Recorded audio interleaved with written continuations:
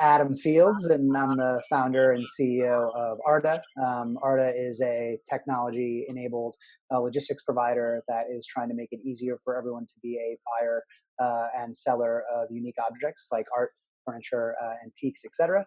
I started Arda about 5 years ago after being on the founding team of Artspace.com and recognizing how difficult the shipping and logistics process is, particularly in the context of trying to buy or sell an artwork, whether you're a gallery, an advisor, a collector, a registrar. There's a lot of complexities around the logistics and fulfillment process. And our view is that if you can streamline that to make it easier, not only does it open up new areas to sell, whether that's e-commerce or online viewing rooms or online sales, but it also makes you as a seller more efficient internally, and obviously increases or enhances the buyer experience to be able to deal with a more streamlined process. So we've been in business for about 5 years. We have offices in New York and London, and we cover 75 countries globally. Right. So let's begin by talking about what distinguishes a fine art shipper from a standard shipper.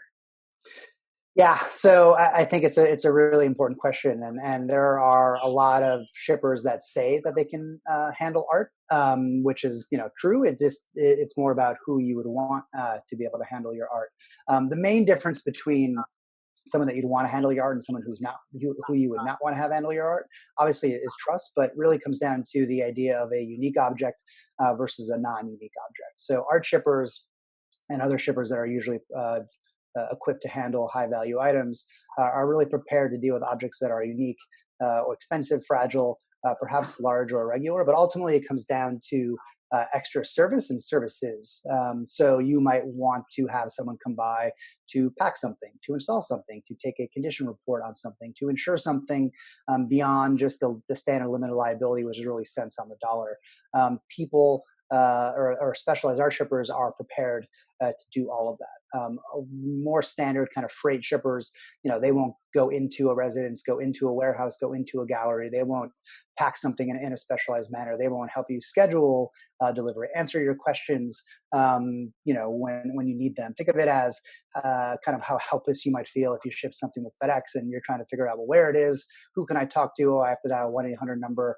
Anything that you're dealing with that is on the expensive, fragile, a regular site or need extra services is best dealt with someone who obviously is equipped to do that, but can provide the level of service and the services required to get it done safely, efficiently, and effectively. I have been on that side of calling A lot and of fun, looking for right? something in. So it's well said. And so I know you spoke about this a little bit in the beginning, but how does Arda help streamline the process of choosing a fine art shipper? Because there are a number of them. And if you just kind of don't know where to begin, I think Arda really helps in that process. It'd be good to know how. Yeah, so we'll touch on just FedEx for a second. I mean, the beauty of FedEx is that it really has a consolidated one-stop shop for you to be able to ship anything, anytime, all over the world. You can get a price instantaneously. You can track it from start to finish. It's pretty amazing, right? But obviously, it's very limited to a certain segment of items. If you're ordering, an iPhone or a shirt, FedEx is great. But if you're trying to get, an inexpensive or valuable or fragile piece of artwork shipped to you, most likely you're going to need, some other options there. So what we're really trying to do is say, what are the best parts of FedEx that FedEx can't do themselves? So what we really see that is, I would love to have the ability to go to one place, e.g. Arda, to say, I want to get a quote, whether that's from New York to Chicago, New York to London, London to Berlin, Hong Kong to Miami, and all of a sudden I can have a one-stop shop resource to get all that information and manage it from start to finish. Not just that, but I also have the ability to get pricing instantaneously.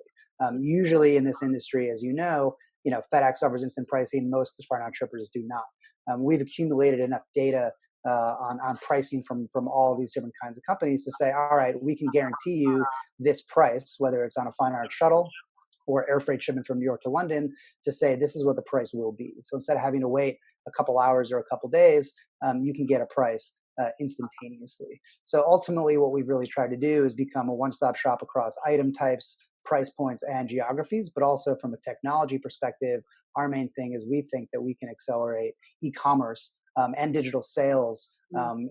because of the technology that we are offering, and really view that, if you can really streamline shipping, all of a sudden that ties into a transaction. So now you don't need to wait to say, all right, I'm going to pay the invoice for an item, and then all of a sudden 3 days later I can get another invoice for shipping. You can combine all of these things into one, which is available in what the technical term is called an API, which is an application program interface, which allows us to put all the complexities of these types of shipping, and allow them to be integrated, whether it's with an inventory system like an ArtLogic, an online auction house like a Live Auctioneers, or sales platforms like we're in touch with and talking to the Artsies and the ArtNets of the world to really make it a more seamless purchase, fulfillment, and checkout process. So then let's say you're accessing the streamline process, you have the ability to have instantaneous quotes, but you need to have a certain amount of information to put into the system in order to get the quotes.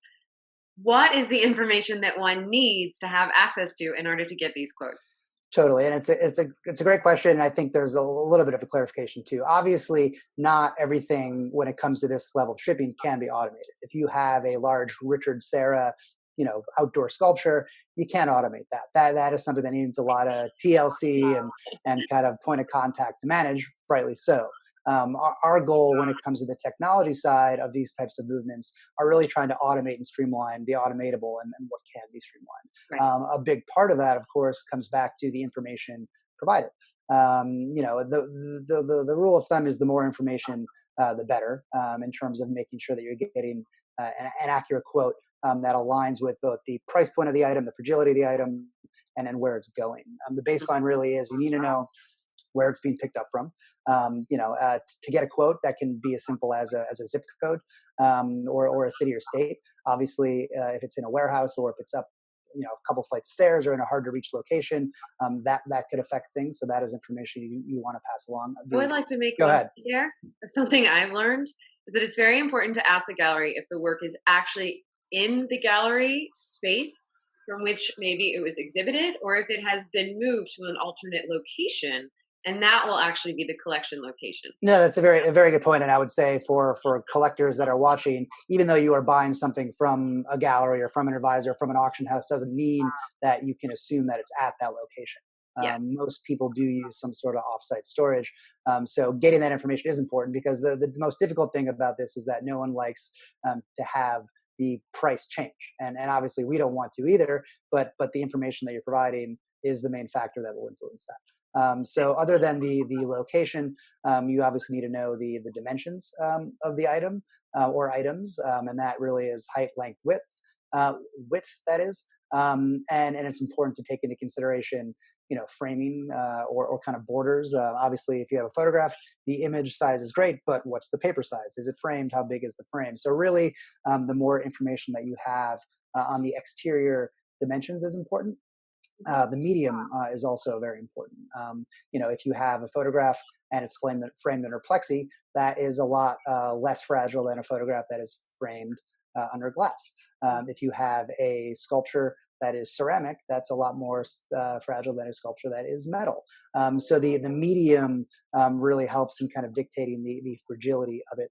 The value, most important for insurance purposes, of course. But what we try to do at Arta is we have three different service levels that really pertain to the item value. So if you have something that's over 25,000 up to a couple $1 million, you're going to want to have the highest level of service possible because that is a super expensive piece. If you have something that's $2,000, maybe it's a print, you're probably going to want to pay a little bit less because you want to have the shipping price kind of reflect the value of the artwork. So trying to match up, how expensive, fragile an item is with the level of service you want is super important. And then, of course, where the item is going to.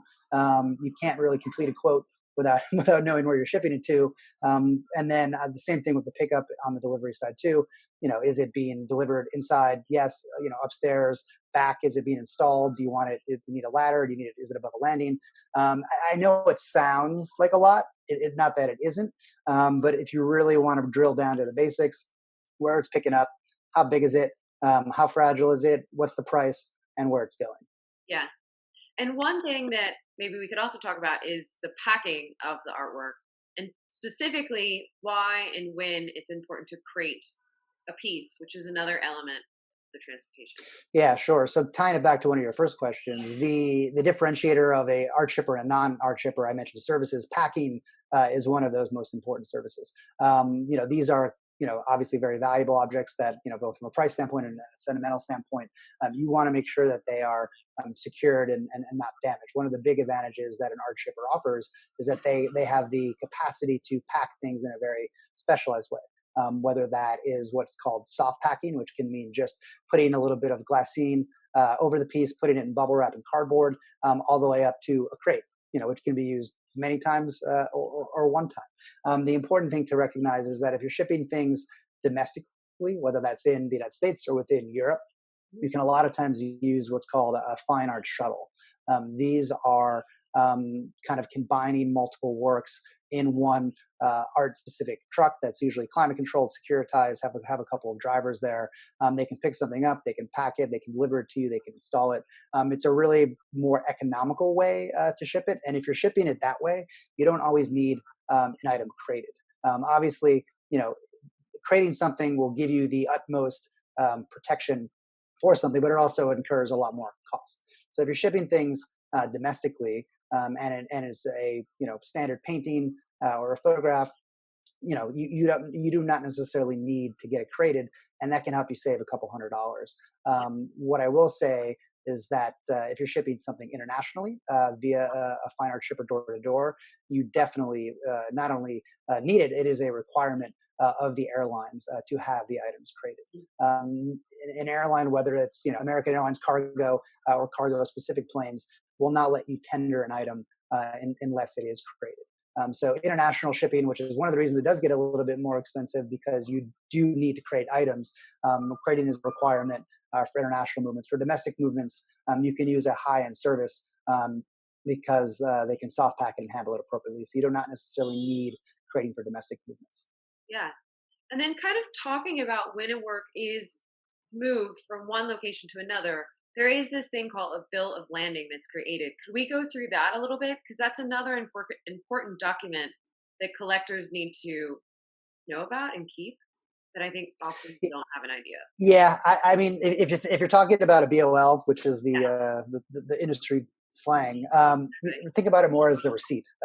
It is really what has all the details related to a shipment. You asked before, what do you need to get a quote?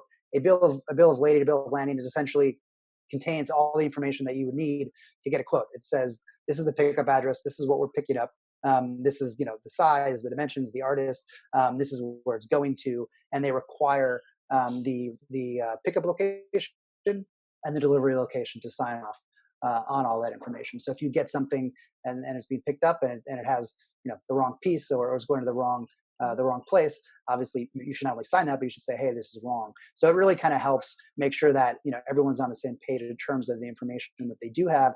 But most importantly, after the fact, it serves as a record and ledger of sorts for saying, all right, I confirm this was picked up, this person signed for it, it was in this condition, and it went to this location. So particularly now, as people get more into the weeds on the sales tax and Wayfair laws, it shows definitively this was shipped out of state, in state. This is what was shipped for what value. So it's an important piece to kind of always keep against the items that you're shipping. Yeah. So there are a few more industry terms I thought we could go through. The power of attorney, or POA. Could you talk a little bit about that? Sure, and I guess there are a lot of industry terms. I think it's important to recognize that I've only really been in the logistics business for 5 years when I started Arta. So if I've learned it, it's not impossible to learn. It does take time. I know it can be a little bit intimidating, but it is possible. A lot of smart people out there, and we're trying to do a lot more on the educational side. And we do have a blog, which I can see that does list out a lot of these terms and provide information, which I think could be helpful for people. Yeah. But you asked for about a POA, right? Is this Yeah. before I? Okay, cool. So a POA, power of attorney, is only is used by U.S. importers for international imports, and what it really allows is for essentially, if you're shipping something into the United States, or a client of yours or a collector of yours most likely is not a licensed customs broker. So you are most likely, more than not, going to have to get a customs broker to clear customs and take care of the final delivery for you within the United States. ARDA, we are a licensed customs broker. We work with customs brokers, so we have the capacity to clear items into this country through the Customs and Border Patrol. Now, in order to do that, we essentially need to act as your representative for those things to be cleared through customs, and you need to give us the permission to do so. So, a power of attorney. It sounds super scary and super complicated, and I can understand why, because you are essentially giving someone power of attorney. But it's important to remember that you're only giving them power of attorney to clear a specific piece or item at a specific time for a specific person. So this does not give broad scale, it's not like anyone, you sign this and you're signing your life away to go in your bank account. No, you're just saying we have permission to clear this item into the United States on behalf of you.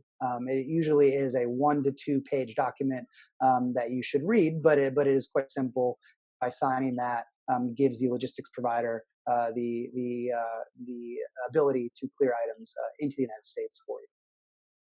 Great, thank you. And yeah. Just 2 more. What about the merchandise processing fee, often called MPF? And that's sometimes like a bond, so we can just add bond in there too. Exactly. So I think it's important to recognize that everything, both POA and MPF and bond, tie into the import process, and particularly import into the United States. So as part of the import process, you need to have sign a POA, which allows, as I said, a customs broker to clear that item for you. There are 2 other fees that are separate from the cost of the shipment, are a MPF, which is a merchandise processing fee, and a bond. So MPF is a regulated fee that U.S. Customs charges, and that's assessed for majority of imports into the United States. The fee on that is a small percentage, which is 0.3464% of the value of the item.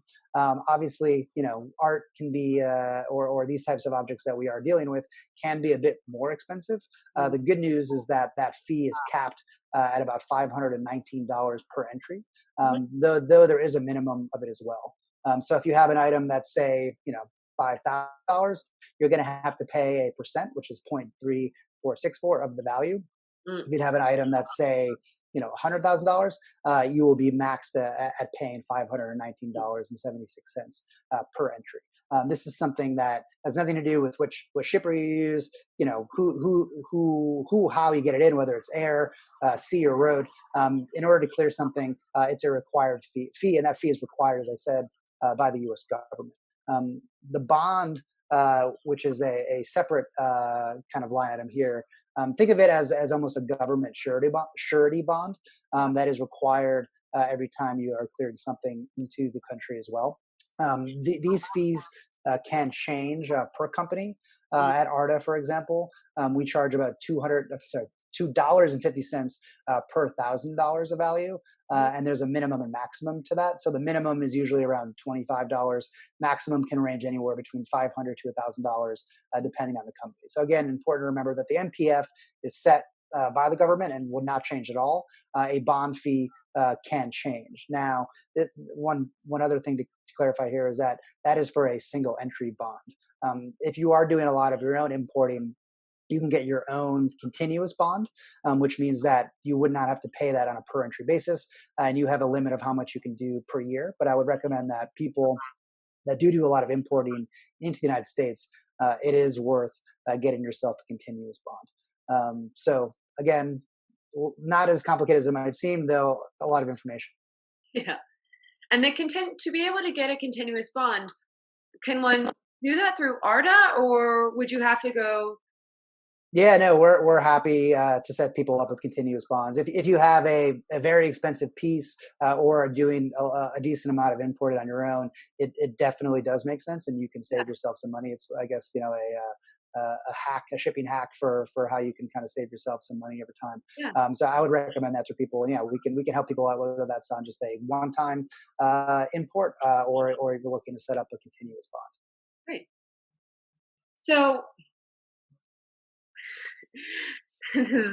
what are the most common mistakes that people make when organizing a shipment, and how do you think they can avoid those? What is kind of your insider insight to give to people to avoid the mistakes that end up costing everyone money and angst? I think the most important thing to remember is that for the most part, you're shipping items that have a lot of value, whether that's sentimental value or literal tangible value. And because of that, you're trying to use a bit of an elevated service to make sure that they are safe Mm, and they can get from one point to another. Meaning, you're not using just FedEx. So, if you want to pay $50 to ship something, you certainly can. But the likelihood of it getting there on time, safe, in the way that you'd want it to is low. So all that is to say is that this type of shipping is a bit more expensive. Part of it is because it's a guaranteeing or trying to ensure the safety of the items, but also give you a level of service and hold your hand a bit along the way. So I think one of the things that we always like to get the point across is that if you're shipping something that's very low value or does not mean as much to you, then this is not the way you want to ship things. yeah, If you are moving things that mean a lot to you and could be in a couple $1,000s and above, um, this is the right way. So it's important to make sure that you're using these types of services for the right reason, and really aligning yourself with the person that you're working with and giving them as much information as possible. As I said, if you don't have certain information, you can still get a quote, but there could be some things that change during the way. yeah, Really, what it comes down to is don't assume anything. If you are questioning whether a certain piece of information is important to pass along, most of the time it is. If you're thinking, oh, I'm just going to put this in my attic or get this installed over, a veranda, I wonder if I should tell them. The answer is yes, because that is drastically going to change the quote. But also, most importantly, you don't want to get caught with people on site not being able to install something or deliver something or saying things are going to change. right. Yeah, I think that's great advice. I think for anyone who's been in the industry long enough and had their own work or other works installed, you come across surprises, and it's helpful to develop a checklist and have specialists who can ask you questions that say FedEx is not going to ask you, Hmm. can this be delivered at this time? It'll just potentially show up, and these Right. we can schedule the delivery. You can let them know about certain restraints, or they can have questions for you. It's really helpful. Yeah, no, it's you want to try to get as much of the service as possible. No one likes surprises, whether it's a logistics provider or someone that's trying to ship something. Yeah, So the more that you can kind of get this stuff to the surface sooner, the better for all parties. great. Is there anything else that you think is important to talk about that we skipped over? Yeah, I think the most important thing to say is I mentioned that these things can be expensive, which is true, but it doesn't always mean that they are cost prohibitive. And you can ship things whether it's from New York to Chicago for a couple $100s, even with a fine art service. So I think that what we're trying to get across is that you know art can be accessible for everyone, whether that is trying to buy something or trying to ship something or trying to install something. So don't be discouraged from buying something. And we think that if you can get the cost to ship out early enough in the process, it can hopefully lower the barrier to someone wanting to buy something. So we're encouraging people to try to buy as much art as possible. It makes you feel good, makes you happy, and hopefully sellers can recognize that there are a lot of ways online and digitally to sell and streamline the process for buying and shipping.